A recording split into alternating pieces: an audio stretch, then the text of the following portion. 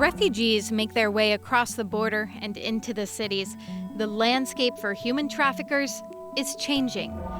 The latest figures from May show Warsaw is home to around 300,000 refugees, causing a 15% jump in the city's population. With the population boom, ads like this one are popping up, but officials warn it's not what meets the eye. What are we looking at here? So this is a sign that was put up within the Refugee Center. This one is stating, if you'd like to come to the United Kingdom, here's a QR code, let's get in touch. We can get you there within 48 hours. And why is that such a red flag? There's not enough information. Also, this isn't how you would get connected with being transported, that there would be no reason for you to have to go through a third party. And this is an example, but you all said you're seeing a lot of posts like this? We are, yep. Complicating matters is the sophistication of human trafficking networks in Eastern Europe. The UN's Office on Drugs and Crime found well-established criminal networks operating between Ukraine, Europe, and Central Asia. The UNODC Global Database shows in 2018, Ukrainian victims were identified as trafficked to 29 countries. Half were identified in Russia and a quarter in Poland. It's definitely organized. Sadly, we're seeing more of that as well. In order to meet the needs of Ukrainians who have been coming to the city, refugee shelters have been popping up in order to provide food and temporary shelter.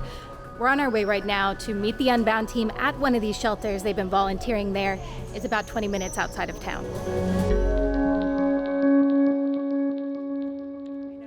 Where should we put them? What's a good everything else down upstairs? Megan Jones is a college student from Waco who's volunteering with Unbound now. We can leave them on the desk, the info desk, where they pick out like where they want to work, where they want to move to.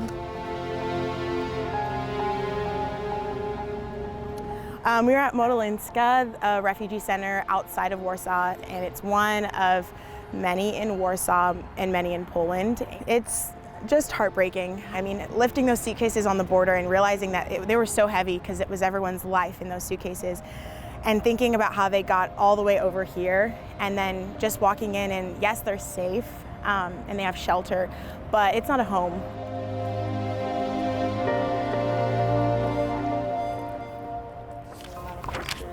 Today, the group is passing out flyers about community groups they're launching. In these groups, we also plan to just be able to inform them about trafficking, and that's just from labor trafficking. That's super high risk right now just because they're looking for jobs in a country that they're unfamiliar with. Because of the sensitivity of this topic, the Refugee Center isn't allowing anyone to go inside with cameras unless they go through a lengthy vetting process. So of course we want to honor this. This is their home, even if it is temporary for right now. So we're going to leave our cameras outside and we'll check back in with the Unbound team when they come back.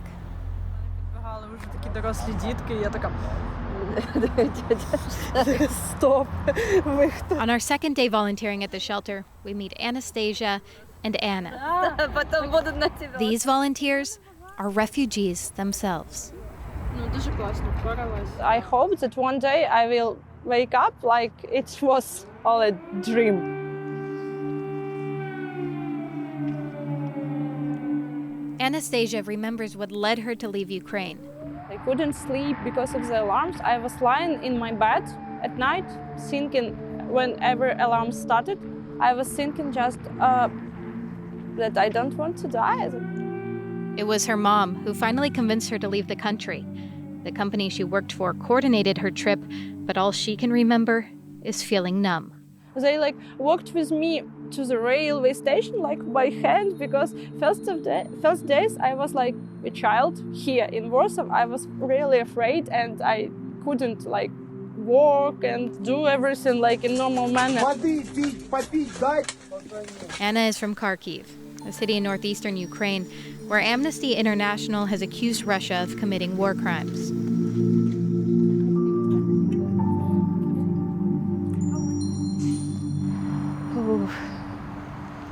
У нас прямо возле дома взорвали больницу.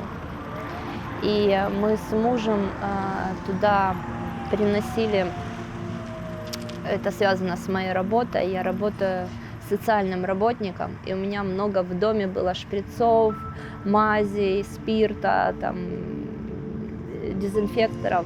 Мы пришли в эту больницу, и я увидела много раненых детей, людей, и это был ужас и хаос. We were unable to find reports of the explosion near Anna's house, but according to the World Health Organization, there have been at least 200 verified attacks on hospitals and clinics since the start of the war. Это все происходило на моих глазах, и я видела, как детей выносят просто на руках родители.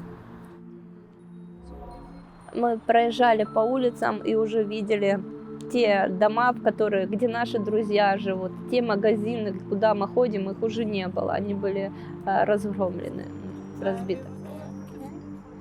И я как бы поддалась панике, я попросила мужа после очередной ночи, где мы спали буквально в коридоре, принять решение уехать из Харькова.